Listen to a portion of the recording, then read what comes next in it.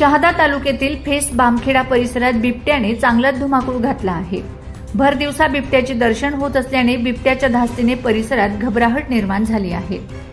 रविवारी सायंकाळी फेस शिवारातले संजय पाटील यांच्या शेतात रखवालदार म्हणून काम करणारे पंढरीनाथ ठाकरे यांचे कुटुंब गुरांसाठी चारा काढत असताना भला मोठा बिबट्या मकाच्या शेतातून लहान मुलीच्या दिशेकडे येत असल्याचं दिसून आल्याने कुटुंबियांनी धाव घेत आरडाओरडा केल्याने बिबट्या माघारी फिरल्याने पुढील अनर्थ टळला।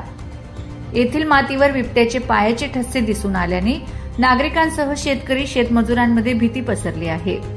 गेल्या महिन्याभरापासून वडाळी, खैरवे, फैस, तोरखेडा, बामखेडा आदी मानवी वस्तीलगतच्या शेत शिवारात बिबट्या रात्री आणि दिवसाढवळ्या मुक्त संचार करीत आहे।